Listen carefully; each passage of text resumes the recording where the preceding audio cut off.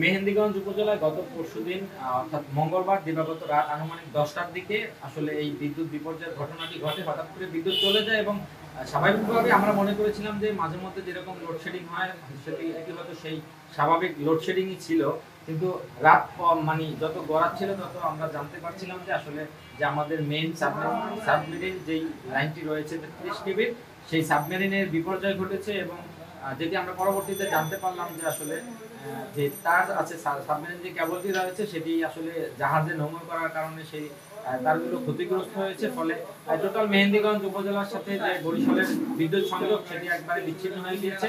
আজকে ২ দিন যাবত মেহেন্দিগঞ্জ উপজেলায় কোথাও কোনো বিদ্যুৎ নেই এবং বিদ্যুৎ না থাকার ফলে টোটাল মেহেন্দিগঞ্জে প্রায় ৪০,০০০ গ্রাহক আমরা যতটুকু জানতে পেরেছি এবং ৪০,০০০ গ্রাহক শুধুমাত্র এবং পরিবার হিসাব করতে গেলে এখানে আসলে জনসংখ্যার দিক থেকে সংখ্যাটা কয়েক লক্ষ। আসলে এই কয়েক লক্ষ মানুষ আসলে এই বিদ্যুৎ না থাকার কারণে মেহেন্দিগঞ্জে ভোগান্তির শিকার হয়েছেন এবং আজকে সারাদিনে মেহেন্দিগঞ্জে যাতায়াত ব্যবস্থার যে অন্যতম মাধ্যম অটোরিকশা, বিদ্যুৎ না থাকার কারণে সে অটোরিকশা চার্জ করতে পারেনি এবং চার্জ না থাকার কারণে তারা সড়কেও আসতে পারেনি, যাত্রী পরিবহন মালামাল পারাপার করতে পারেনি তারা।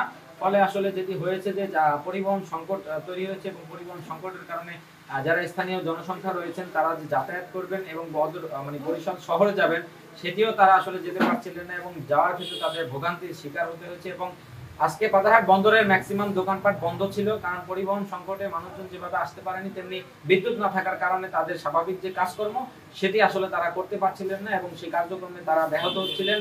তো সব দিক মিলিয়ে আজকে ২ দিন যাবত বিদ্যুৎ নেই এবং আমরা যতটুকু আরো জানতে পেরেছি পল্লী বিদ্যুৎ কর্তৃপক্ষের কাছ থেকে যে আরো ২ থেকে ৩ দিন সময় লাগতে পারে মেহেন্দিগঞ্জের বিদ্যুৎ ব্যবস্থা আরো স্বাভাবিক হতে।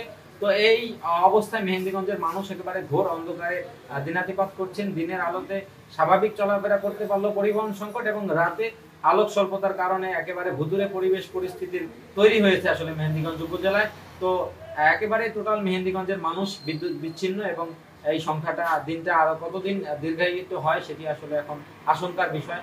তো আমরা সবাই প্রত্যাশা করি যে যথাযথ কর্তৃপক্ষ অতি দ্রুত যেভাবে হোক এই মেহেন্দিগঞ্জের এই বিদ্যুৎ সংযোগটি পুনরায় দ্রুত সচল রাখার জন্য এবং ভবিষ্যতে যেন এই ধরনের বিপর্যয় না ঘটে সেজন্য প্রয়োজনীয় প্রতিরোধমূলক ব্যবস্থা গড়ে তুলবেন বলে আমরা আশাবাদী।